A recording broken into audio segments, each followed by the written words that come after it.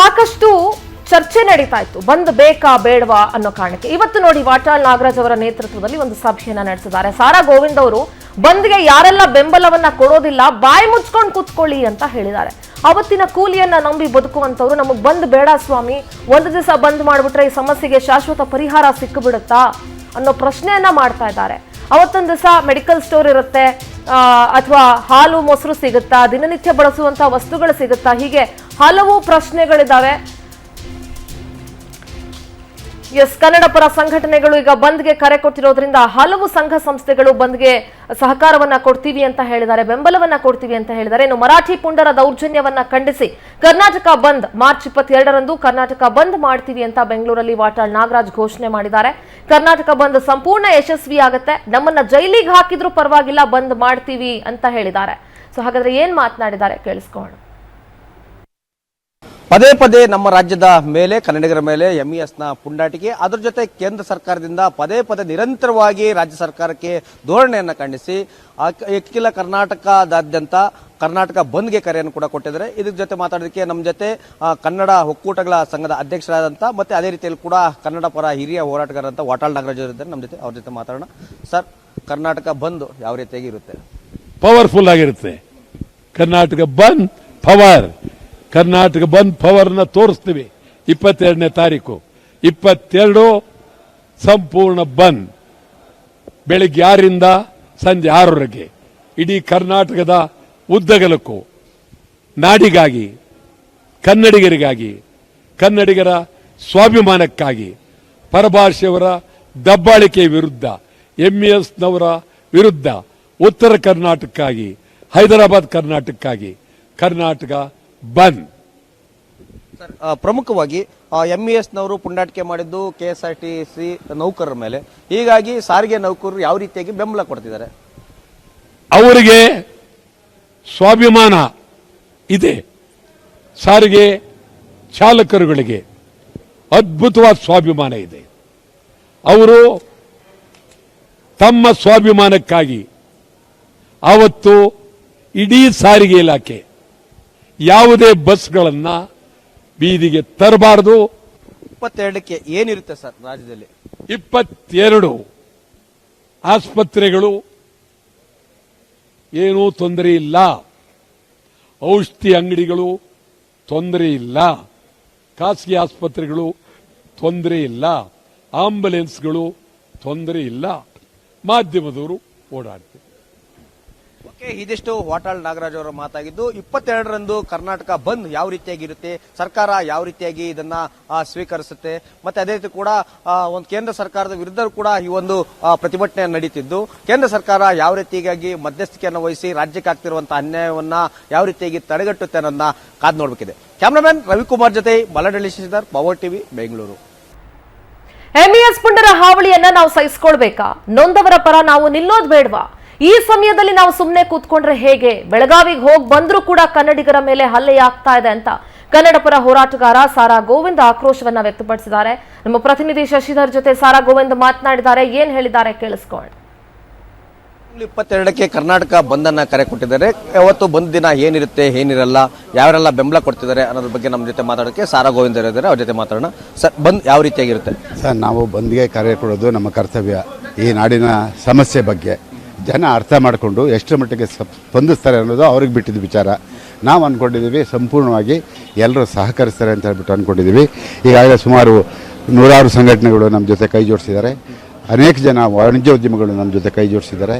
BMTC ನೌಕರರು, ಆಮೇಲೆ ನಮ್ಮ ಬೃಹತ್ ಬೆಂಗಳೂರು ನೌಕರರು, ಮತ್ತು ಚಾಲಕರ ಸಂಘ, ಮತ್ತು ಖಾಸಗಿ ಬಸ್ ಚಾಲಕರ ಸಂಘ, ಅನೇಕ ಸಂಘಟನೆಗಳು, ಕಾರ್ಮಿಕರು ನಮ್ಮ ಜೊತೆ ಇವತ್ತು ಕೈ ಜೋಡಿಸಿದ್ದಾರೆ. ಅದರಿಂದ ನಾವು ನಮ್ಮ ಕರ್ತವ್ಯ ನಾವು ಮಾಡಿದ್ದೀವಿ.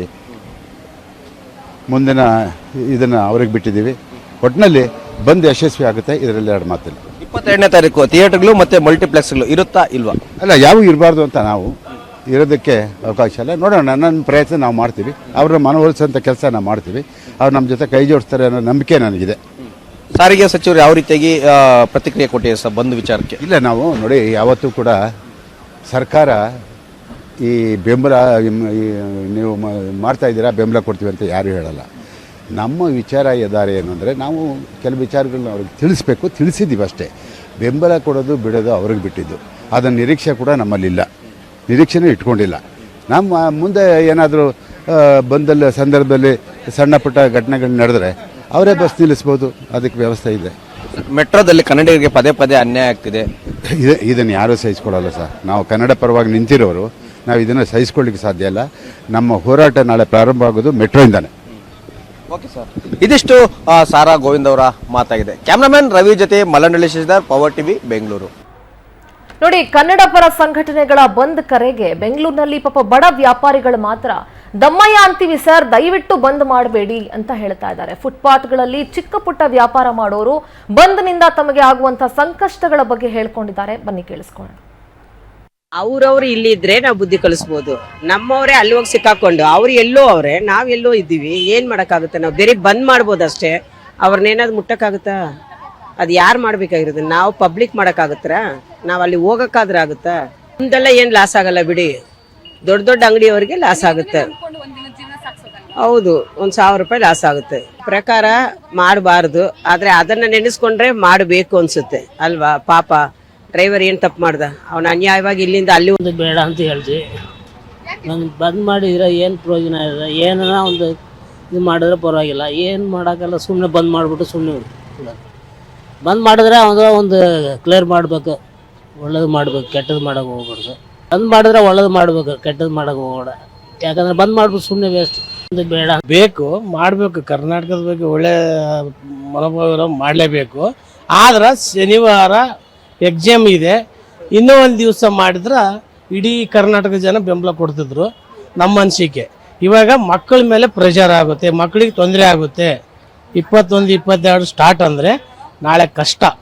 ಎಕ್ಸಾಮ್ ಇದು ಪಬ್ಲಿಕ್ ಎಕ್ಸಾಮ್ ಅಲ್ಲ, ಅದ್ರ ಮೇಲೆ ಇದಾಗುತ್ತಂತ ನಮ್ಮ ಅನಿಸಿಕೆ. ಬಂದ್ ಬೇಡ, ಬೇರೆ ಡೇಟ್ ಏನಾರ ಮಾಡಿದ್ರೆ ಇಡೀ ಮಕ್ಕಳು ಸಮೇತವಾಗಿ ಮಾಡ್ಬೋದು ಅದು. ಯಾಕಂದ್ರೆ ಮರಾಠಿ ನಮ್ಮ ರಾಜ್ಯದ ಬಗ್ಗೆ ಬೇಡ ಮೇಡಮ್. ಬಂದ್ ಮಾಡೋದು ಏನು? ಮರಾಠಿನವ್ರಿಗೆ ಬುದ್ಧಿ ಕಲ್ಸಾಗತ್ತ? ನಾವು ನಮ್ಗೆ ಲಾಸು ಅಲ್ವಾ? ನಮಗೆ ಲಾಸು. ಅದರಿಂದ ಕರ್ನಾಟಕ ಬಂದ್ ಮಾಡೋ ಅಂತ ಅವಶ್ಯಕತೆ ಇಲ್ಲ. ಬೇರೆ ರೀತಿಯಲ್ಲಿ ಬಂದ್ ಮಾಡದೆ ರೀತಿ ಬೇರೆ ರೀತಿಯಲ್ಲಿ ಅವ್ರಿಗೆ ತಿರುಗಿಪಟ್ಟ ಕಲ್ಸೋಣ. ಹಂಗಾಗಿ ಬಂದ್ ಮಾಡೋ ಅಂತ ಅವಶ್ಯಕತೆ ಇದೆ. ಸಿಕ್ಕಾಪಟ್ಟೆ ಲಾಸ್ ಆಗೈತೆ ಅಲ್ವಾ? ಅಂದಾಜು ಕೋಟಿಗಟ್ಟಲೆ ಲಾಸ್ ಆಗುತ್ತೆ ಮೇಡಮ್. ಎಷ್ಟು ಕಂಪ್ನಿಗಳು ನಮಗೆ ತುಂಬಾನೇ ಲಾಸ್ ಆಗುತ್ತೆ. ಮತ್ತೆ ಸಾಟರ್ಡೆ ಸಂಡೇನೆ ಮೊನ್ನೆ ಮಲ್ಲೇಶ್ವರಂ ಬೇಕ್ ಪ್ಲೇಸಲ್ಲಿ ವ್ಯಾಪಾರ ಇರೋದು ನೋಡಿ. ಇವತ್ತೆಲ್ಲ ಏನು ವ್ಯಾಪಾರ ಇಲ್ಲ, ದಿನನಿತ್ಯ ವ್ಯಾಪಾರಗಳು ಇರಲ್ಲ. ವೀಕ್ಲಿ ಡೇನಲ್ಲಿ ಬಿಸಿಲು ಅಂತೂ ಯಾರು ಜನ ಬರಲ್ಲ. ಸಾಟರ್ಡೆ ಸಂಡೇನೆ ಸ್ವಲ್ಪ ಜನ ಬರೋದು. ಆ ಸಾಟರ್ಡೆ ಸಂಡೇನೆ ಎಕ್ಸ್ಪೆಕ್ಟ್ ಮಾಡ್ಕೊಳ್ತೀವಿ. ಅದೇ ಈ ವ್ಯಾಪಾರ ಇಲ್ಲ ಅಂದ್ರೆ ಹೆಂಗೆ? ಇದು ಅನಾವಶ್ಯಕ. ಪ್ರೀತಿಯ ಕನ್ನಡಿಗರೇ, ನೀವು ಕೂಡ ಕರೆ ಮಾಡಿ ಮಾತನಾಡಿ. ಬಂದ್ ಬೇಡವಾ ಬೇಕಾ ಅನ್ನೋದ್ರ ಬಗ್ಗೆ ನಿಮ್ಮ ಅನಿಸಿಕೆಯನ್ನ ತಿಳಿಸಿ. ಮೊದಲ ಕಾಲರ್ ರೆಡಿ ಇದ್ದಾರೆ, ಯಲಹಂಕದಿಂದ ಶಿವಾಜಿ ಅವರೇ ನಮಸ್ತೆ. ನಮಸ್ತೆ ಮೇಡಮ್. ನಮಸ್ತೆ ಶಿವಾಜಿ ಅವರೇ, ಹೇಳಿ. 22ನೇ ತಾರೀಕು ಬಂದ್ ಮಾಡ್ಬೇಕಾ? ಕರ್ನಾಟಕ ಬಂದ್ ಬೇಡವಾ? ಮೇಡಮ್, ಬಂದ್ ಮಾಡೋದ್ರಲ್ಲಿ ತಪ್ಪಿಲ್ಲ, ಬಟ್ ಇದೆಲ್ಲ ಪ್ಲಾನ್ ಮಾಡ್ಕೋಬೇಕು. ಯಾಕಂದ್ರೆ ಎಷ್ಟೋ ಜನಕ್ಕೆ ಎಕ್ಸಾಮ್ಗಳಿದೆ, ಇದೆಲ್ಲ ತೊಂದರೆ ಆಗ್ಬಾರ್ದು. ಫಸ್ಟ್ ಆಫ್ ಆಲ್ ಇದು ಸರ್ಕಾರ ಬಂದು ಇದನ್ನ ಕರೆಕ್ಟ್ ಆಗಿ ಫಾಲೋ ಅಪ್ ಮಾಡ್ಬೇಕು. ನಾವು ಒಂದ್ ದಿವಸ ಸ್ಟ್ರೈಕ್ ಮಾಡಿಬಿಟ್ರೆ ಆಗಲ್ಲ. ಇಡೀ ನಮ್ ಜೀವನ ಇರೋರ್ಗು ಅವ್ರನ್ನ ಹೊರಗೆ ಹಟ್ಟಬೇಕು. ನಮ್ಮ ಬೆಂಗಳೂರಿಂದ ನಮ್ಮ ಕರ್ನಾಟಕದ ಹೊರಹಟ್ಟವರೆಗೂ ಬಂದು ಮಾಡಬೇಕು. ಅವಾಗಲೇ ಇದು ಕಾರ್ಮಿಕರಿಗೆ ಸಹಾಯ ಆಗೋದು. ಸೊ ಕರ್ನಾಟಕ ಮಾಡೋದ್ರಿಂದ ಇಲ್ಲಿರುವಂತಹ ಕನ್ನಡ ವ್ಯಾಪಾರಿಗಳಿಗೇನೆ ತೊಂದರೆ ಆಗತ್ತಲ್ವಾ? ಹೌದೌದು, ಅದಕ್ಕೆ ನಾವು ಹೊರಗಡೆ ಹಟ್ಟಬೇಕು. ಅಷ್ಟವರೆಗೂ ನಾವು ಜಗಳ ಮಾಡ್ಬೇಕು. ಇಲ್ಲ ಅಂದ್ರೆ ಇದು ಆಗಲ್ಲ. ಒಂದಿನ ಮಾಡಿದ್ರೆ ಅವ್ರಿಗೊಂಥರ ಇದು ಆಗ್ಬಿಡುತ್ತೆ ಪ್ರಾಕ್ಟೀಸ್. ಅಯ್ಯೋ ಜಗಳ ಮಾಡ್ತಾರೆ, ನಾಳೆ ಬಿಟ್ಬಿಡ್ತಾರೆ ಬಿಡು ಅಂತ. ಅದು ಆಗ್ಬಾರ್ದು. ನಮ್ಮ ಸಂಘಟನೆಯವರು ಇಲ್ಲಿ ಅವ್ರನ್ನ ಆಚೆ ಹಾಕೋವರೆಗೂ ನಾವು ಅವ್ರನ್ನ ಬಂದ್ ಮಾಡಿ ಇದನ್ನ ಸಾಕಾರ ಮಾಡ್ಕೋಬೇಕು. ಓಕೆ ಶಿವಾಜಿ ಅವರೇ, ಮತ್ತೊಬ್ರು ಕಾಲರ್ ಇದ್ದಾರೆ, ರಾಕೇಶ್ ಅಂತ ಹೇಳಿ. ರಾಕೇಶ್ ನಮಸ್ತೆ. ನಮಸ್ತೆ ಮೇಡಮ್. ನಮಸ್ಕಾರ ರಾಕೇಶ್, ಹೇಳಿ. ಮೇಡಮ್, ಈ ಬಂದ್ ಮಾಡೋದ್ರಿಂದ ಸ್ಕೂಲ್ ಮಕ್ಕಳಿಗೆ ತುಂಬಾ ಕಷ್ಟ ಆಗುತ್ತೆ ಹೊರತು ಏನು ಉಪಯೋಗ ಆಗೋದಿಲ್ಲ. ಆದ್ರಿಂದ ನಾವು ವಾಟಾಳ್ ನಾಗರಾಜರಲ್ಲಿ ನಿಮ್ಮ ಹತ್ರ ಬೆಳ್ಕೊಂಡ್ರೆ ಅಂದ್ರೆ ಬಂದನ ಮುಂದೂಡಬೇಕು ಅಂತ ತಮ್ಮಲ್ಲಿ ವಿನಂತಿ ಮಾಡ್ಕೊಳ್ತಾ ಇದ್ದೀನಿ. ಪರೀಕ್ಷೆಗಳಿದೆ ಮಕ್ಕಳಿಗಲ್ವಾ? ಹೌದು, ಆದ್ರಿಂದ ಅವ್ರು ಮುಂದೂಡಬೇಕಾಗತ್ತೆ. ವಾಟಾಳ್ ನಾಗರಾಜ್ ಹಠ ಹಿಡ್ದೆ ಈ ಬಂದನ್ನ ಮುಂದೂಡಬೇಕು ಅಂತ ನಮ್ಮ ಅಭಿಪ್ರಾಯ. ಬಂದ್ ಮಾಡ್ಲಿ, ಮಾಡದೆ ಇರೋಕಾಲ ಯಾರು ಮಾಡ್ಲಿ. ಆದ್ರಿಂದ ಮಾಡೋದ್ ಬೇಡ ಅಂತ ಹೇಳ್ತಿರೋದು ಮೇಡಮ್. ನಾನು ಹೇಳ್ತಾ ಇದ್ದೆ ಟಿವಿ ಮುಖಾಂತರ. ಈಗ ಅವರ ಮಾನವೀಯ ದೃಷ್ಟಿಯಿಂದ ಮುಂದೆ ಓಡಿದ್ರೆ ಒಳ್ಳೆಯದು, ಸಾರ್ವಜನಿಕ ದೃಷ್ಟಿಯಿಂದ, ಮಕ್ಕಳ ಹಿತ ದೃಷ್ಟಿಯಿಂದ. ಆದ್ರಿಂದ ದಯವಿಟ್ಟು ವಾಟಾಳ್ ನಾನು ಫೋನ್ ಕರೆ ಮೂಲಕ ಹೇಳಕ್ ಇಷ್ಟಪಡ್ತಾ ಇದೀನಿ. ದಯವಿಟ್ಟು ಬಂದ್ನ ನಿಲ್ಲಿಸಿ ಮುಂದೂಡಬೇಕು ಅಂತ ಕೇಳ್ಕೊಳ್ತಾ ಇದ್ದೇನೆ. Okay Rakesh, thank you power TV ಜೊತೆ ಮಾತನಾಡಿದಕ್ಕೆ. ಮತ್ತೊಬ್ರು ಕಾಲರ್ ಇದ್ದಾರೆ, ಮಹಾಲಿಂಗಯ್ಯ. ನಮಸ್ತೆ ಮಹಾಲಿಂಗಯ್ಯ ಅವರೇ. ನಮಸ್ಕಾರ ಮೇಡಮ್. ನಮಸ್ತೆ, ಹೇಳಿ. ಇದು ಬಂದ್ ಮಾಡೋದ್ರಿಂದ ನಮಗೆ ಲಾಸ್ ಇದೆ ಹೊರತು. ಹಲೋ, ಹೇಳಿ ಹೇಳಿ ಮಹಾಲಿಂಗಯ್ಯ, ಮಾತಾಡಿ. ನಮ್ಗೆ ಲಾಸ್ ಇದೆ, ಸುಮ್ನೆ ಯಾಕೆ ಬಂದ್ ಮಾಡ್ಬೇಕು? ಆದ್ರಿಂದ ಏನ್ ಲಾಭ ಹೇಳಿ? ಏನು ಲಾಭ ಇಲ್ಲ, ಯಾಕಂದ್ರೆ ನಾವು ಗಡಿ ಭಾಗದಲ್ಲಿ ಇರೋದು ನಾವು. ಇಲ್ಲ, ಅವ್ರೇನ್ ಹೇಳ್ತಾ ಇದಾರೆ, ಇಲ್ಲ ನೆರೆ ರಾಜ್ಯದವರ ಗಮನ ಸೆಳೆಯೋದಕ್ಕೆ ಅಂತ ಹೇಳ್ತಾ ಇದಾರೆ. ಅಂದ್ರೆ ಪದೇ ಪದೇ ಮಹಾರಾಷ್ಟ್ರ ಪುಂಡ್ರು ಅಟ್ಟಹಾಸ ಮೆರಿತಾ ಇದ್ರು, ನಾವು ಸುಮ್ನೆ ಕುತ್ಕೊಳ್ಬೇಕಾ ಅಂತ ಹೇಳ್ತಿದ್ದಾರೆ. ಇಲ್ಲ, ನಾವು ನೋಡ್ರಿ, ನಾವು ಇಲ್ಲ ಎಲ್ಲ ಅಂತಂಬರ್ಗತೆ ಇದೇವೆ ಇಲ್ಲಿ. ನಾವು ಯಾಕೆ ಸುಮ್ನೆ ನಾವೇ ಯಾಕೆ ಕಿತ್ತಾಡ್ಕೋಬೇಕು? ಇದು ಎಲ್ಲ ಪಾಲಿಟಿಕ್ಸ್ ಇದು. ಇದು ಅವ್ರಿಗೆ ಗಮನಕ್ಕೆ ತನ್ನಿ ಸ್ವಲ್ಪ. ಓಕೆ ಮಹಾಲಿಂಗಯ್ಯ ಅವರೇ, ಥ್ಯಾಂಕ್ ಯು. ದೇವಾನಂದ್ ಅಂತ ಮತ್ತೊಬ್ರು ಕಾಲರ್ ಇದ್ದಾರೆ. ದೇವಾನಂದ್ ನಮಸ್ತೆ. ನಮಸ್ಕಾರ ಮೇಡಮ್. ನಮಸ್ಕಾರ ದೇವಾನಂದ್, ಹೇಳಿ. ಮೇಡಮ್, ಈಗ ಇವರು ಏನು ದಿನ ಫಿಕ್ಸ್ ಮಾಡಿದಾರೆ ಅದೇ ನನಗೆ ಯಾಕೋ ಸರಿ ಇಲ್ಲ ಅನ್ಸುತ್ತೆ.